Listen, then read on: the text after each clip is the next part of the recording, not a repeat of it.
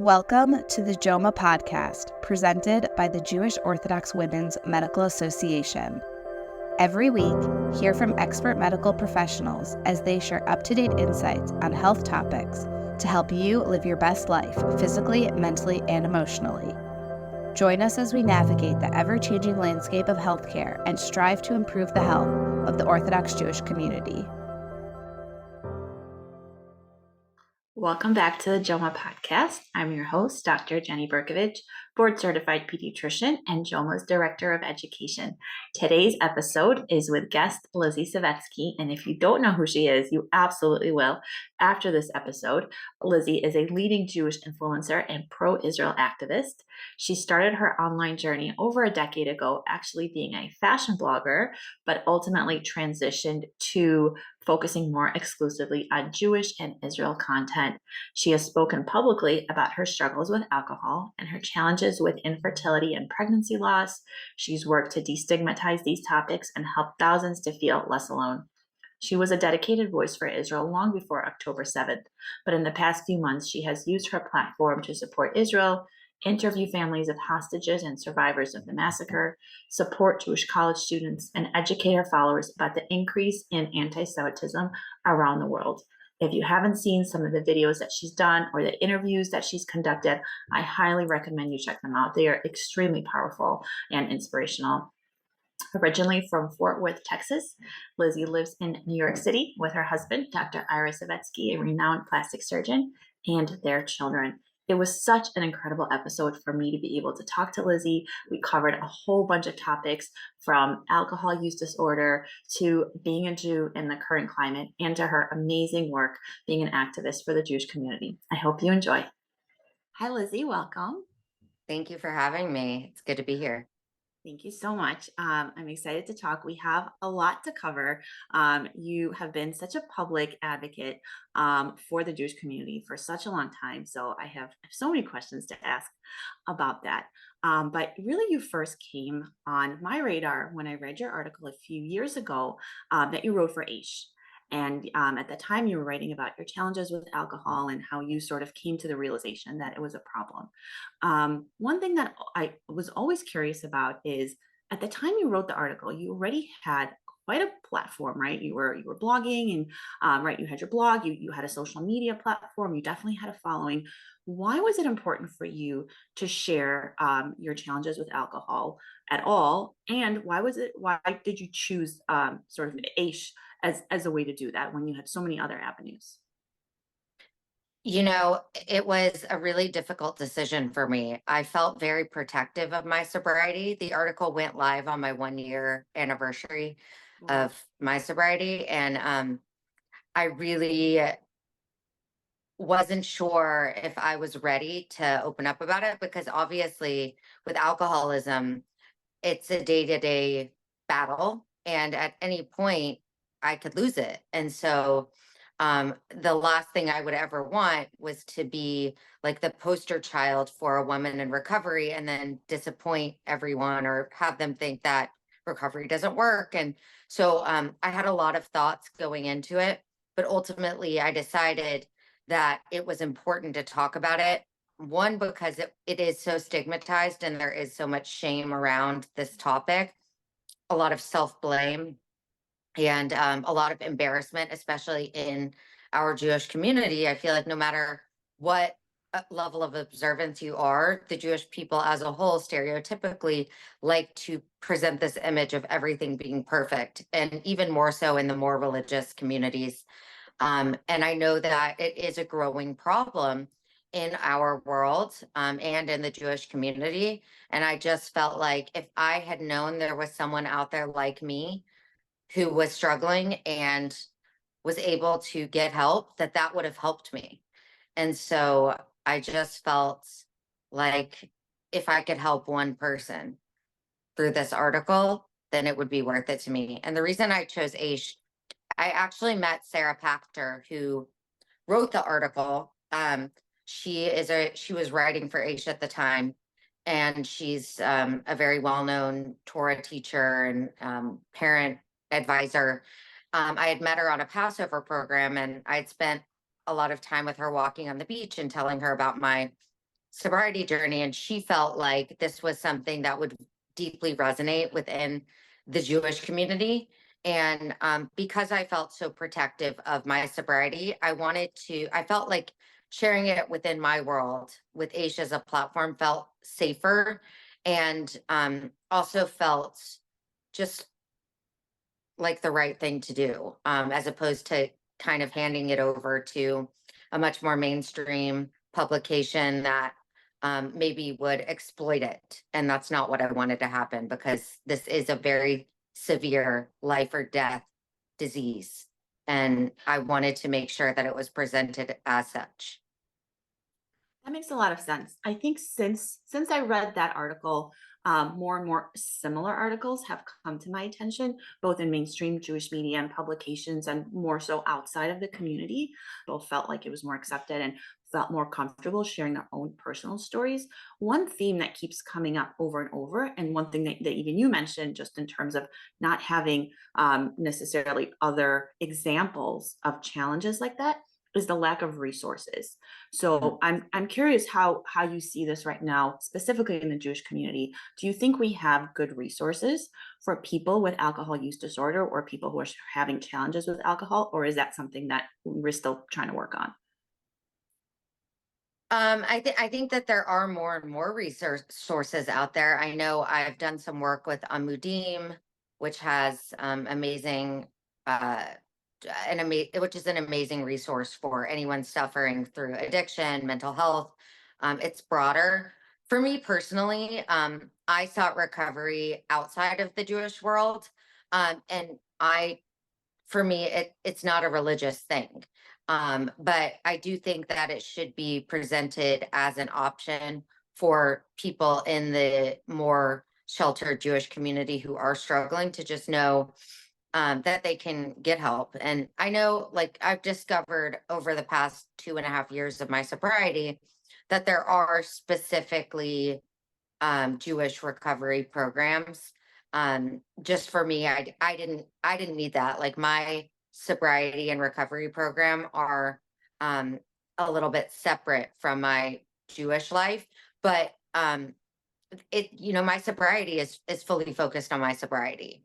But I will say that through getting sober with a 12-step recovery program, my relationship with my Jewish identity and my spiritual connection has gotten so much stronger, because I fully believe that the only way to stay sober, and not just physically sober, but emotionally sober, is by having a personal relationship with God, with a higher power, and being able to understand and remind myself moment by moment that I'm only in control of so much, and I have to hand the rest over to God. Um, I can't stay sober without that being at the forefront of my mind. I love that. That's very powerful. What's the difference between physical and, I think you said, emotional sobriety? How are those two separate? So alcohol and other substances are really just the symptom of a much deeper problem. It's really a soul sickness. It's like this God-sized hole inside of you that you're trying to fill with external things. And this can be anything from a shopping addiction, a love addiction. A lot of people have, become obsessed with a person, whatever it may be that is not, that you're trying to fill that spiritual void with. Um, and so even if you are physically sober, let's say you're no longer using alcohol and drugs to fill that God-sized hole, but you're not spiritually connected, you're not going to be emotionally sober. You're going to continue to find other things. Maybe it's the carton of Haagen-Dazs, to try to make yourself feel whole. When really the only thing that's going to fill that void is God. That makes a lot of sense. So again, very, very powerful, and I'm sure a very, very challenging way to continue and work on this. We just finished the holiday of Purim. Probably the time this episode is live, it's going to be, before or around Pesach time. There's a lot of alcohol in the way that we celebrate. Some of it is required, right? Sometimes it's a mitzvah, an obligation to have alcohol as part of the celebration. And sometimes it's just a very strong custom. How can we better, like as a community, how can we better navigate these types of situations, keeping in mind that we may be surrounded by individuals who have alcohol use disorder? You know, the truth is, I am around alcohol all the time. And I am at an event like, 4 or 5 nights a week. My husband still drinks. For me, I just can't. It's not an option. But it's not his obligation or anyone else's obligation or my religion's obligation. My sobriety is my responsibility. And if I feel like I am feeling spiritually fulfilled, then I don't feel triggered by being around alcohol. And I think this is the world we're living in. We're never going to be able to shield ourselves from that. There's a liquor store on every corner. People drink at breakfast, lunch, and dinner in New York City, and it's socially acceptable. So we're never going to be able to avoid these types of situations. So I would say that that's the obligation of the person who knows that this is not an option for them. And I also want to say that, like, my husband can have 2 glasses of wine at the Seder, and then he'll do the 2 glasses of grape juice because for his second two, because he's not an alcoholic. He can do that. He can leave half a glass of wine. I could never do that. I look at that and I'm like, are you going to finish that? But and I think if there are certain people who can get drunk on Purim and then not drink until Pesach, and that's just how their mind works. But if you are a person who this is a normal behavior pattern for you, and you wake up hungover and you drink some more, alcoholism is a self-diagnosed disease. So only you can really understand if you have a problem. And one of the first things that somebody told me in recovery was, if you think you have a problem, you do. Because people who aren't alcoholics don't seek out recovery meetings or recovery programs. I know for me, there was a lot of denial, and I was highly concerned about the Jewish holidays. I got sober in August, and knowing that Rosh Hashanah was around the corner, and my last blackout happened in the synagogue on Shabbat, or started. There's alcohol all around our religion. So if you are a person who has a problem with alcohol or other substances, you need support for these types of situations. And if you have that support, if you have somebody that you can call before walking into a Passover Seder or before walking into a Purim party, and you know that somebody's going to be waiting for your call when you leave, you're accountable and you're not in it alone. And so I would suggest to anyone out there who may be struggling, make sure that you have some sort of support. And, it's weird to call strangers, but that's what has carried me through the past 2.5 years. And I use the tools. And that makes a lot of sense. I know you're very active on social media. One thing that seems to come up a lot is this concept of, I call it, I don't know if I made this term up or this is a real thing. I call it mommy wine culture. Mhm. This concept of like, oh, just, a glass at the end of the day. Oh, adulting is hard, parenting is hard, hashtag wine, all of that. And unfortunately, we have seen a tremendous spike in the amount of women, specifically younger women, who have begun to have struggles with alcohol to the point where they actually have, significant sequela, whether it's liver damage or sort of, permanent things or semi-permanent things that happen as a result of amount that they drink. So what are your thoughts on like this whole kind of, wine culture and the encouragement of numbing or dealing with life using alcohol? It's funny you should ask me that. I took my girls shopping yesterday, and we were in this kids store, and they offered me a glass of wine. And I was like, is that normal? Like, I'm in a children's store. And That's I would have crazy. loved it. The truth is, like, I would have loved it in my active drinking. I would have loved it. I would have hung out until closing time and like enjoyed my wine while my kids were shopping. And honestly, like, I'm not here to judge at all. Like, I don't really care what anyone else does. For me, I cannot have a glass of wine when I'm with my kids, because I know that that will turn into a bottle, and I've been down that road. Um, I do think the normalization of drinking at all hours is dangerous, because there are people out there like me who can't just have one. Um, and but I'm only I'm only really here to worry about myself and my own sobriety. And um, I know I can't have that glass of wine. And so I just don't. But I do know how attractive it can be to escape the hours between 5 and 7 p.m. when your kids Yeah. are, struggling. And that is, and, I've had to learn other tools to cope with that time. I let my kids have screen time during that time if I need it for my sanity. I need to take care of myself so I can take care of them. And so even though other people may judge me for making that choice, that's what keeps me sane. Do you find that when you decline alcohol at events, or like, at the children's store, is there a component of judgment, or are people pretty like, okay, she doesn't want to drink, like moving on? It's funny. I was concerned about that when I first stopped drinking. You think everyone notices? Nobody cares that you're not drinking. Everyone's only thinking about themselves. That's true. You think that they're going to care about you. They don't. And, the only people, like, I used to be this person in the crowd where, like, if somebody was like, oh, I'm not drinking tonight, I'd be like, what do you mean? Because when you're somebody who has a problem, it makes you feel better when other people are joining in with you, because then it makes it seem like you don't have a problem.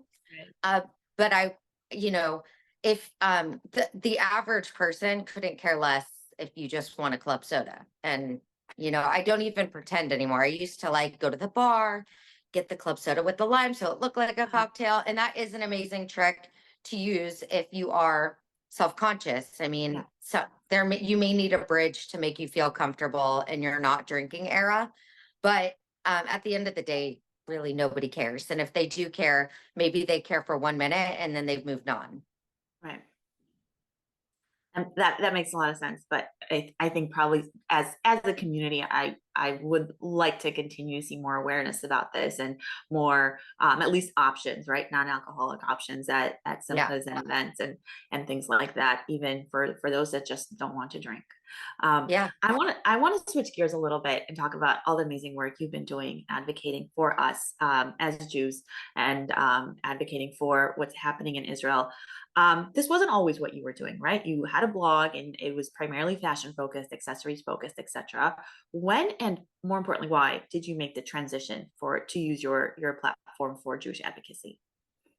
I started using my platform for advocacy in general in 2018, um, 2017.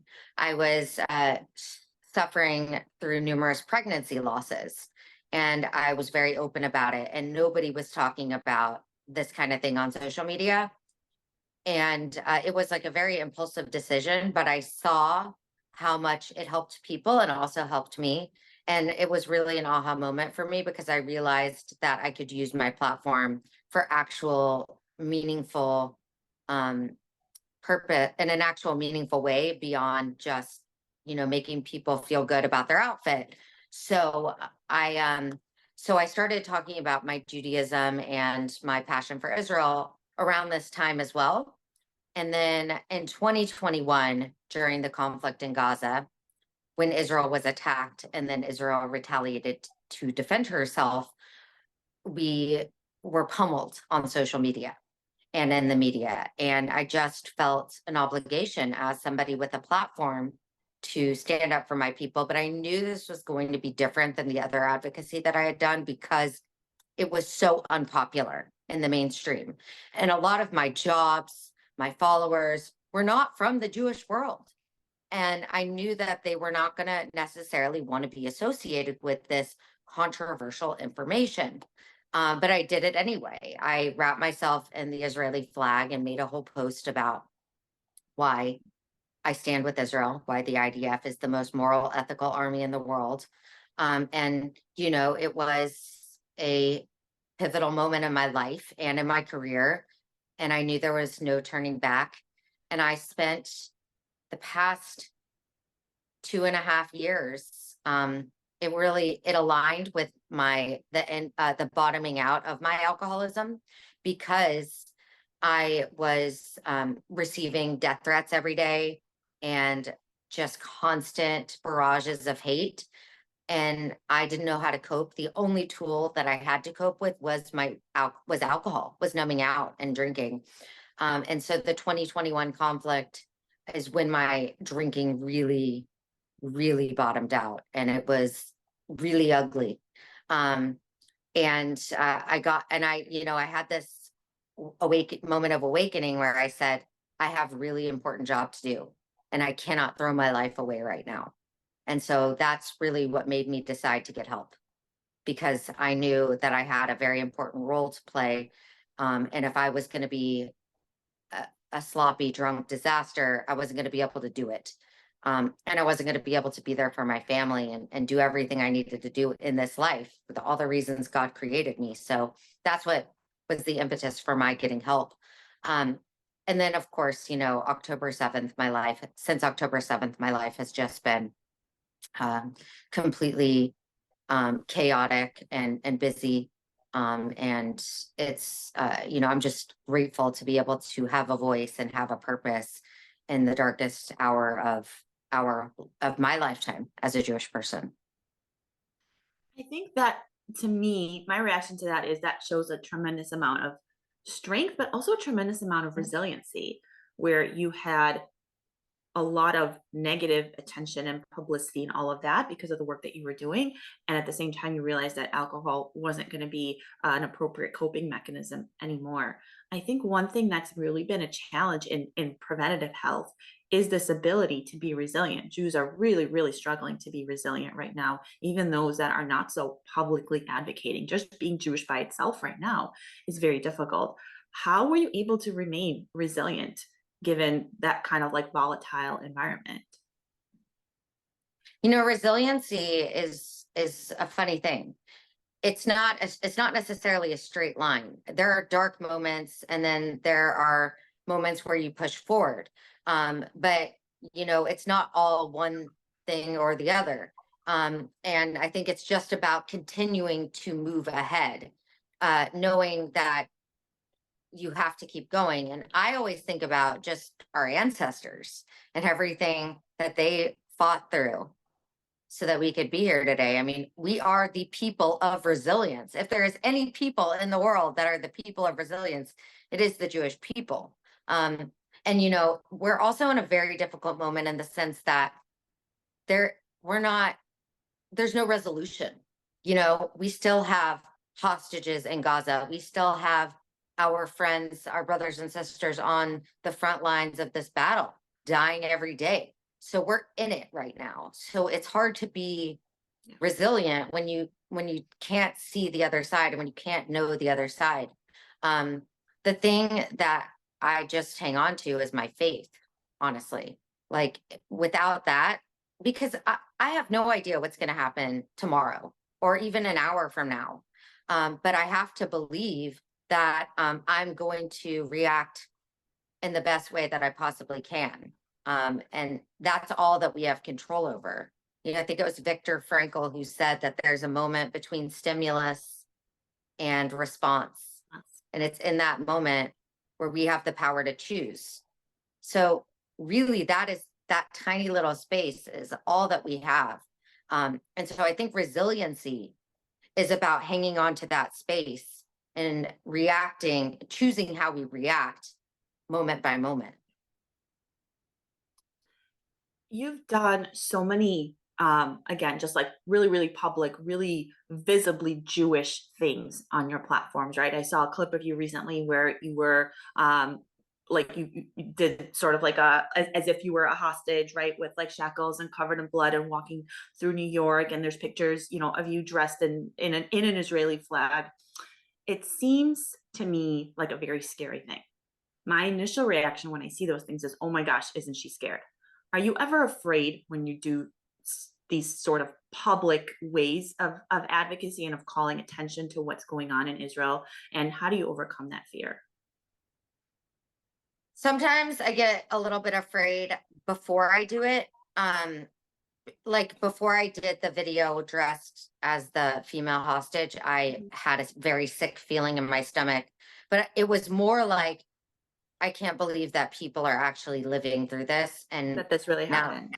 yeah. And you know something? I really don't feel fear when I'm actually in these moments. I feel a fire of purpose. Like, this is what we have to do. It's an act of desperation. Yeah. You know, what choice do we have but to do everything we can? And like, I don't want to look back on this moment and feel like I didn't do everything I possibly could. And that means sometimes making a scene to bring awareness, shouting in my megaphone. I got into a fight with a police officer a couple weeks ago because of my megaphone.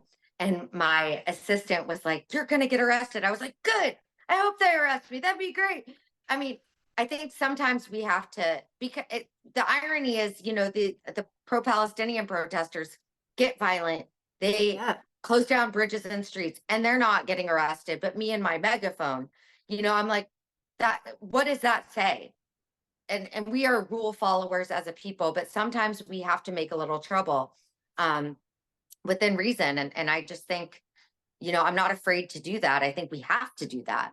And you know, that's people, shock value is the only way to wake people up sometimes. And we are a sleeping people. A lot of the Jewish people are asleep, and the outside world is for sure asleep. So it is time to wake up because the world is on fire. To wrap it up, if you could have one message to send to Jews who are hesitant to be publicly Jewish, are hesitant to speak up in a non-Jewish workplace or around their non-Jewish friends and colleagues, to say anything that could potentially be seen as controversial, I'm going to put that in quotes, right, or anything that potentially could be seen as provocative, what would you say? Because you seem brave, you seem resilient, but not everyone's like that. I certainly am not. So what message would you have to people like that? My message is, what legacy do you want to leave behind in this world? Think about the end of your life and knowing that you could have done something to make a difference, but you stayed silent out of fear, or you held back in acting out of fear. This is not the time to be afraid. We have to step up to the plate. This is our moment. We have to find our inner courage, because we don't want to let this time pass us by and feel like we didn't speak up, like we didn't stand up, like we didn't show up. We have to, because if not us, then who? There is nobody else to stand up on our behalf. So we cannot afford to sit back, and we cannot afford to be silent. I love that. Powerful words, powerful message. I want to thank you so much for coming on Thank you. sharing your story, sharing your experience. My Very pleasure. inspirational. Thank you so much. Thank you for listening to the JOMA podcast. We welcome your feedback and ideas for future episodes. Send us an email at health@joma.org. Don't forget to subscribe, rate, and review us on your favorite podcast platform.